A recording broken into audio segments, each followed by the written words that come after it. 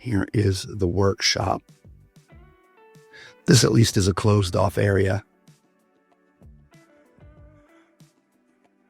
So here you see there's some games and things.